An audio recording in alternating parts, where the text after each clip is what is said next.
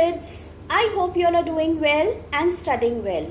So students, today in this video, I have come up with a new English grammar topic, the verbs. As we all know, the verbs means the action words, but we are going to learn further about it through illustrations in this video. So students, let us now understand what does the verb mean. What is the definition of the verb? The definition of the verb says that a verb denotes an action or being or possession. Now let us understand what does the word action or being or possession mean. Like the action means the doing words. Like for example, a tiger runs fast. Now here you can see that the word runs is highlighted. So that denotes doing or that denotes the action being done by the tiger. The mother baked a cake. So here the word baked is highlighted, which shows the action done by the mother. The guard showed a green flag. Now here the word showed is highlighted, which denotes the action done by the guard. Jaya hit the ball hard. Now here the word hit is the action word, which shows what Jaya is doing. Next is being. Now through the examples, we can understand it that Alia is a hard-working girl. Now here the word is highlighted, which shows what Alia is. My father was angry with me. Now here the word was also denotes the form of being in the verb. Mary is intelligent. Now is the verb which denotes the being here. Dickens was a great novelist. Now same here, as was is highlighted and it denotes being. The next is possessing. Now possessing means what the person possesses or what the person has. Now for example, Sam has a big bag. Now what does Sam have? Sam has a big bag. Now here the word has shows the possession. I had many friends. Now here the word had shows the possession. I have a beautiful diary. So I have, the word have shows the possession. Now a cow has 4 legs. Now same is the case here. In the example, a cow has 4 legs. So the word has shows the possession. Now to understand it better, be is the only verb that denotes the being.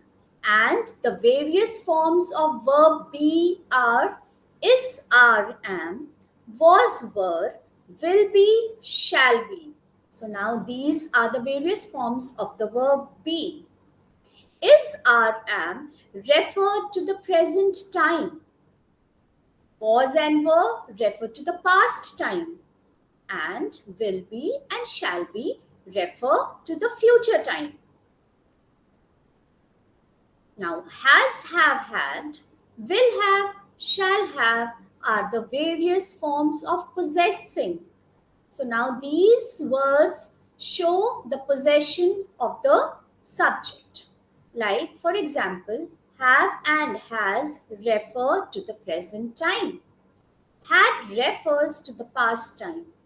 Will have and shall have refer to the future time. So all these words show the possession. Now you have to remember the following points. Like most of the verbs are doing verbs. We have different forms of verbs of these verbs to show the present time, the past time, and the future time. And there can be no sentence without a verb. So I hope with this you have understood what is the definition of the verb and which are the words which show that these are the action words or being words or the possessing words. Children, now let's move further and understand the two different types of verbs, like the transitive verbs and the intransitive verbs. Now, about the transitive verb. The verb which needs an object to complete its meaning is called a transitive verb. For example, the guard stopped the train. Like, what did the guard stop? So the answer is stopped the train. So here the train is the object of the verb stopped. Next example is couple is flying a kite. So now here my question is, what is couple flying?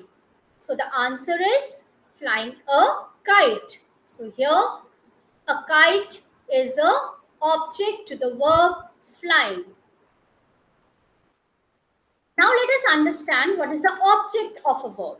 Now look at these sentences and the questions that follow. Gaurav likes milk chocolate. So here my question is, what does Gaurav like? So the answer is milk chocolates. So we say milk chocolate is the object of the verb like. Monu wastes money. So I ask the question, what does Monu waste? And the answer I get is money. So here, money is the object of the verb wastes. The next one is, the principal praised Neha. Whom did the principal praise? So the answer is Neha. So here, Neha is the object of the verb praised. So now you have to remember that in the transitive verb, the object should answer the questions formed with what or whom and the verb. Like, for example, I had asked the question like likes what, wastes what, praised whom. So in the transitive verb, it should answer the questions formed with what or by whom. Next, moving on to the intransitive verb. The verb which does not require an object to make sense, but it makes a good sense by itself is called intransitive verb. Like, for examples, the stars are twinkling. So here we don't have any object, but the sentence itself is making a good sense. So these are intransitive verbs. So the child smiled. He laughed loudly. So these are the intransitive verbs. Now here you have to remember that the verb that does not require an object to make sense but makes a good sense by itself is called an intransitive verb. For example, Mohan walked. John is sad.